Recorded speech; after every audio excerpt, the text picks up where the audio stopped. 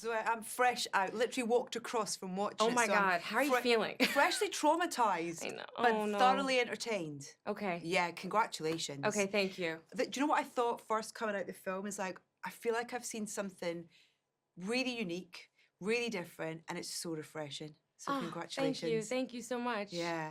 Where did the idea come from? What kind of sparked this idea to write it, first of all? I think like a lifetime of rage. But really, I started writing this just as kind of an exercise of kind of not knowing where to put a lot of my feelings, Yeah. and both reflecting on things I've witnessed, things I've experienced, things my girlfriends and my family, really Yeah. just so many questions and so so much anger and wanting to try and find a way to kind of highlight the absurdity of the human experience, but specifically the female experience, Yeah. and what we are not only asked but expected to do. And when you were writing it, was the idea always that you wanted to direct it? I was just writing. I was like, this is some insane thing I'm just putting down to kind of work out, these feelings and to let it out of my body. And then, kept on writing, but again, not even sure it would ever get made. And so it kind of just kept evolving to the point of, oh, okay, this is done. Oh, it's a script now. Oh, we're going to make it. Oh, okay. But at that point, I'd seen the film so clearly in my mind, and Yeah. it is so strange and specific tonally, that I felt like I just, didn't feel like I could just explain to someone else, this is what it is. So, What's it like being on set for that first day of filming on your film as your kind of first feature? insane. I mean, there's a picture of me somewhere that someone has, I think Chan has, of me like super excited, early morning, here we go. And then the end of the day, I was like, I can't do this. And it wasn't that the day went badly, it was just so overwhelming.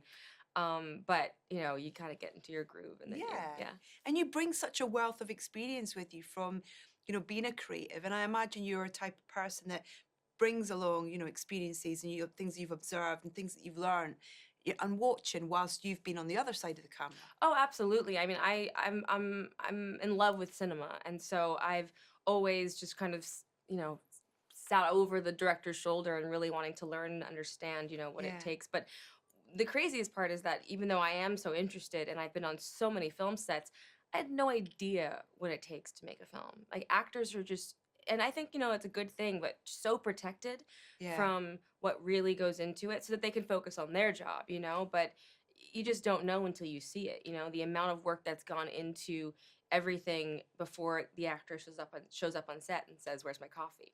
Yeah. In terms of casting, the casting in this film is absolutely brilliant, and across the board, all those little roles as well as the kind of the leads in the ensemble. How was that process for you? In terms of putting this group together, that it would really work, and you could feel those connective tissues, but also those kind of places where there needed to be distance as well. I mean, in terms of everyone. Sounds like the start of the piano. film. I know. Little piano. Sorry. So in terms of casting this film, I've been comparing the story to the metaphor is a destination wedding, because it's so out there. Yeah. It's like the people who don't show up are the kind of the people you didn't want to come anyway, and it kind of weeds out the people who don't understand it, and the ones that really want to be there are the ones who show up. Yeah. And so it was really easy in terms of kind of finding those people that really understood and were excited by this story. And I do think, even though everyone is so different and comes from different places and different ages and different careers, I do think that there was a frequency in terms of storytelling and interest that brought everybody together. And when we all got together, you could see it. It was like gel. It was incredible. Like seeing the cast just like mold into this incredible creature all together. I mean, we love each other. It's so brilliant the way we're introduced to a lot of the male cast at the kind of gala dinner. Yeah.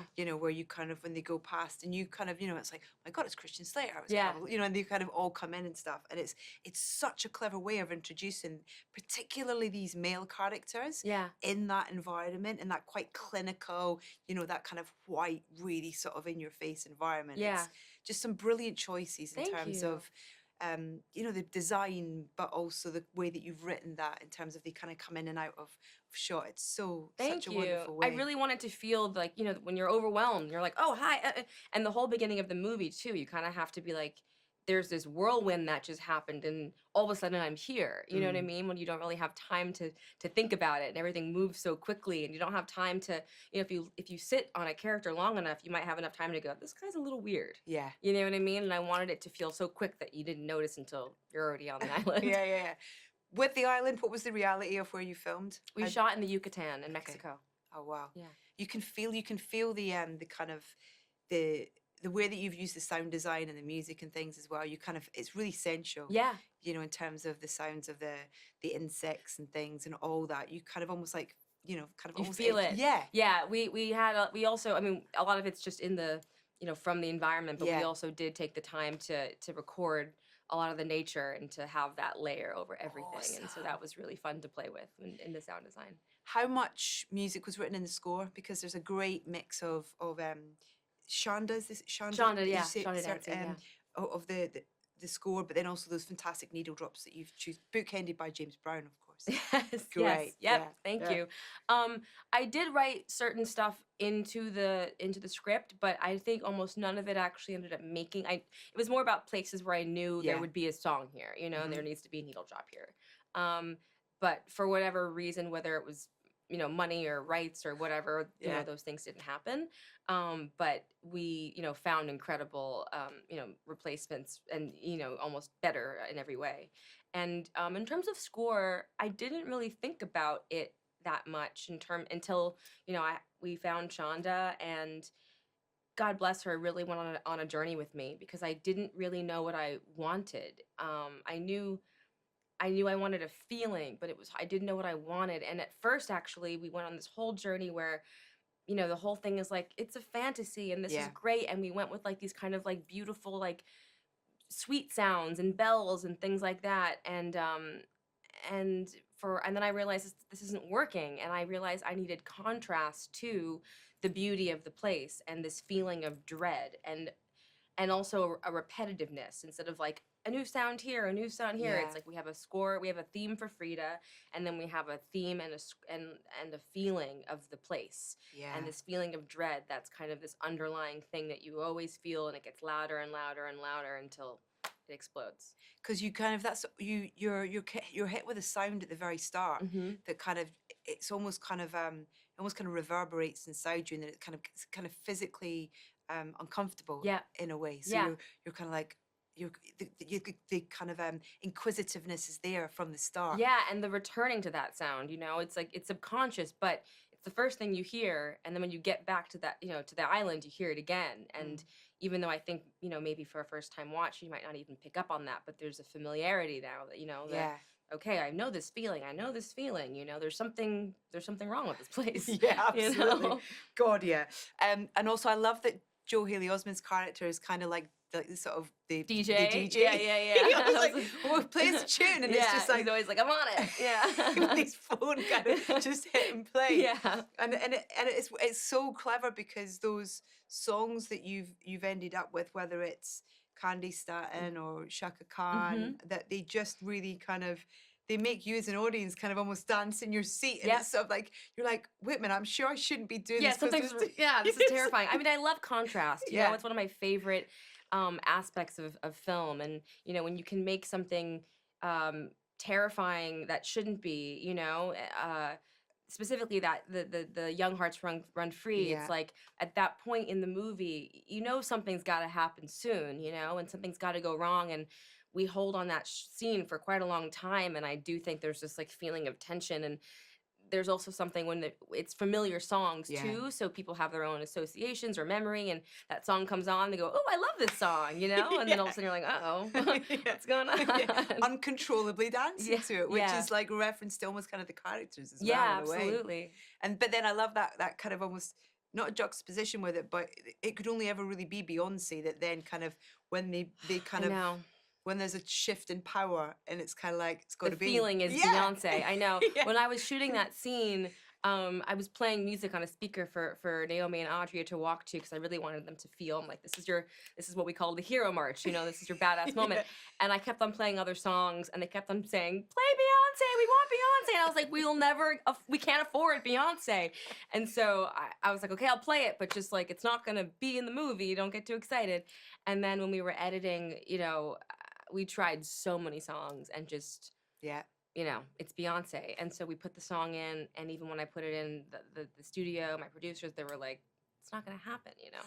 And we sent it to her, and she said yes. And it was like, we couldn't believe it. I mean, we almost sent it like just to say we sent it, just to say we tried. But the That's fact that she awesome. said yes was, I mean, incredible. That's all you want, isn't it? You want artists supporting artists. Yes, absolutely. And she could have said no. She could have said they could have given us a number that was so insane we couldn't, but it was definitely an act of support. Yeah, Yeah. that's so awesome. Yeah. So good. Yeah. Yeah. I don't want to give any spoilers away for people because you really have to be in it. But Gina Davis's character, all I want to say is family member. Is that a question? Yeah. Kind of up for debate. Okay. It's really interesting. I've been seeing the different theories about that. And not necessarily the way it was written. Okay. But kind of in the edit left it ambiguous on purpose. Yeah. She is incredible. Oh my God. The swimming pool. Everyone in that moment is I love it. I love it. She just kind of like walks out, and people go crazy for her in that scene. It's so funny. She's so funny. Just the turn, the way she just starts Bye, ladies. Through the pool. Yeah. You're like, why is she in the pool with her bag? It's just, I love it. Were there any specific filmmakers or films that kind of going into this were really inspiring for you? Yeah, absolutely. I mean, Paul Thomas Anderson, Quentin Tarantino. I love heightened films. I love films that you can feel the film, not only the filmmaker, but there's an understanding that this is a movie, and there's a playfulness within that. And there's also a bending of genres. Like all of their movies in particular are funny, heartbreaking, terrifying. There's tension, there's levity, and I do love films that kind of play with all of those things. And so I think in terms of tone, those, and Scorsese as well, like so entertaining, and you don't have to choose between substance and style and entertainment. So yeah, those are definitely some of my favorite filmmakers. Naomi's brilliant in this. I know. I mean, she's phenomenal, and those kind of two almost partnerships, three really partnerships that she has throughout the film, are just absolutely wonderful. I love almost the growth of that second friendship in a way, which is just really. That's another thing as well. There's so many lovely themes that run through the film as well, and there's that speech that Jana gives at the table, which is about kind of how women don't support each other enough, and it's like God, there's some really lovely things to come out the film as well as the kind of plot of the film, if that makes sense. Yeah, absolutely. I wanted to. I mean, the film is about the female experience, right? And so that is not only what it is to be in the world and our experience with men and fear, but also our experience with each other. Yeah. And it is so complex, and we really are often made to feel like there's not enough room for both of us. And I feel like also because women are often meant to feel like our worth is desire, is to be seen by men specifically. Yeah. I think oftentimes like don't look at her, look at me, because that's my worth. And so it's gotten in the way of us connecting with each other. And I've had some of my best friends are people that I did feel competitive with at first. And thank God I kind of, got past that and checked myself. And whether it's through a situation or just kind of like getting past it, those are some of my favorite people. And so I wanted to see that. It's something I hadn't really seen before in a film. Yeah. And Alia as well. Oh, I love Alia. I could watch her paint a room. I know. She's one of the most beautiful, charismatic, wonderful. I mean, she's one of my best friends. So I just was so happy to get to work with her. How was it directing her? It was great. It was so different though.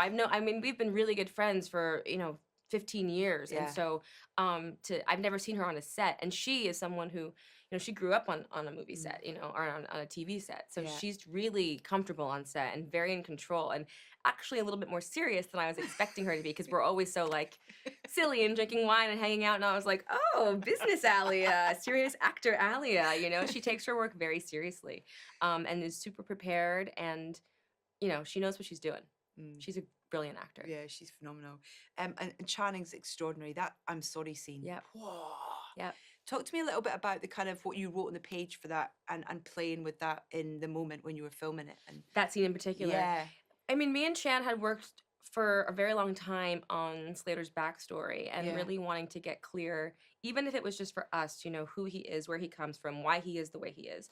Really not wanting him to feel one-dimensional or evil for evil's sake. We wanted to really make a person that, no person thinks they're doing the wrong thing. Yeah. They think they're doing the right thing. And so with that scene in particular, really wanting to give the audience a little bit of information without that, kind of like, let me tell you about everything, so just finding, it was great because we knew the whole story, and then we could just take little pieces of it and put it in there. And then the concept of the apology video, and that scene in particular, I think we did it a bunch of times, and he was always saying it to Naomi. And then I think the last 2 takes, I said, this is crazy, but try saying it directly into the camera.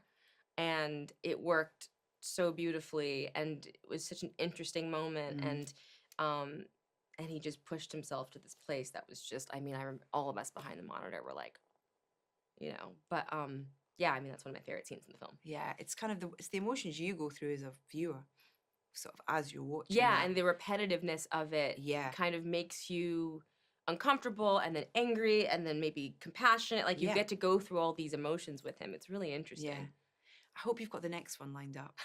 I have some ideas, but I have to kind of get this out into the world, Yeah. so I can make some room in my brain. Yeah. But I do want to. I'm very excited to start writing soon. Yeah. That's great. Yeah. I want to ask before we finish, just we were talking about soundtracks and music and how important they are to storytelling. Is there a score or a soundtrack that you go back to more than others? In terms of something that you choose to listen to.